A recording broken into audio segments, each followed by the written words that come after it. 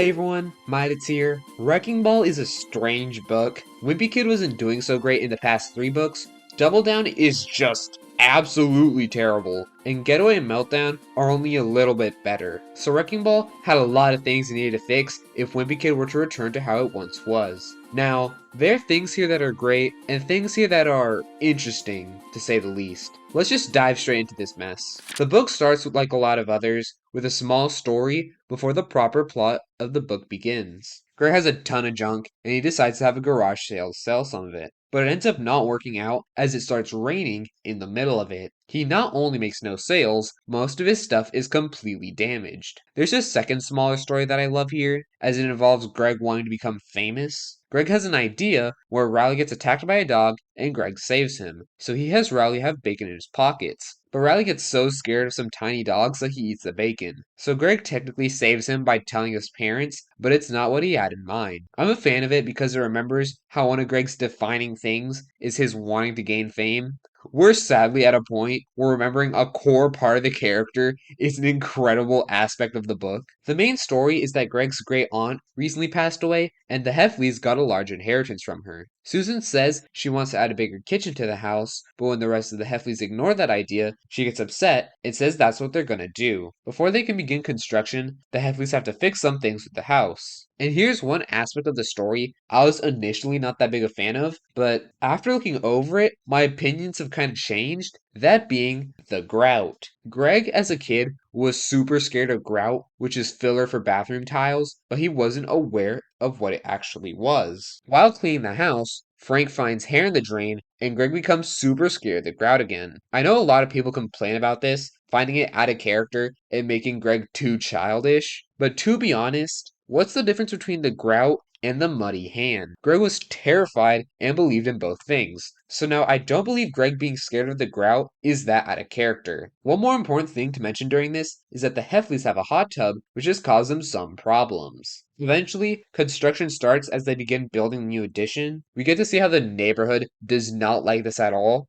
A wheelbarrow destroys some of their neighbor's plants. A neighbor's kitten stepped on a nail on the construction site. Greg accidentally sends trash flying into a neighbor's house as he tries to throw trash in the construction site dumpster. One thing that's first mentioned here is how Manny got supplies to start making something, but let's come back to this a bit later. And with construction, things start going awry as Roderick drives over the newly paved driveway, and the house almost catches on fire as Greg leaves snacks in the oven. Which, that's a small thing I like. How Greg was just so lazy that instead of finding a proper place to put them, he just stuck them in the oven. It reaches its worst point when it turns out the addition was partially on their neighbor's property, and there's no way they can get permission from their neighbor as it's the same one whose flowers got destroyed. So the addition has to be torn down, and the Heffleys just wasted a ton of money. And here's the first thing I properly don't like about this book. Manny makes a house. Why? During this whole thing, Greg's school has a test where almost everyone did terribly as the class pet was let loose in the classroom. The school might lose funding because of this, and Susan thinks it would be a good idea for them to move so that they would be in a better school district. The rest of the family isn't really huge fans of this, but Susan makes them go to see a house. When they arrive there, they love it though. The house has a huge kitchen and even an indoor pool,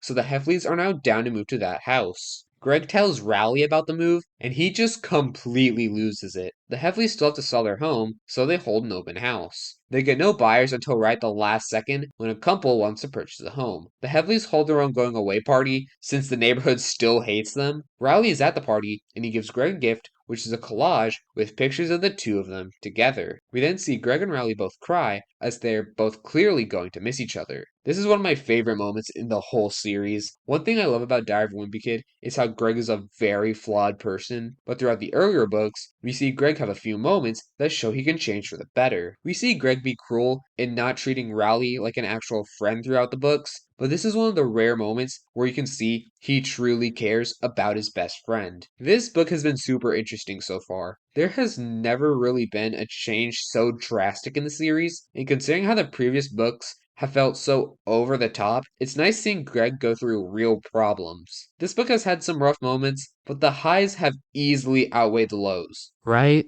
The Heffleys then throw one large, super fun party that night.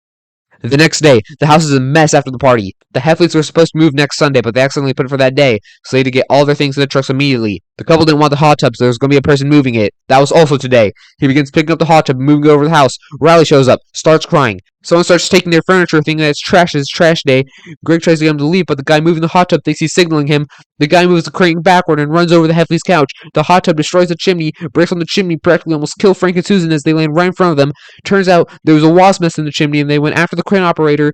The crane operator accidentally kicks the lever when the wasps attack him, and he drops the hot tub, which goes through 3 stories of the Heffley house. 3! And the only reason Roderick isn't dead is that he was loaded into the trucks with his bed. The couple doesn't want the house anymore. Who could have guessed that? And the Heffleys are now stuck living in their house with a giant hole in it.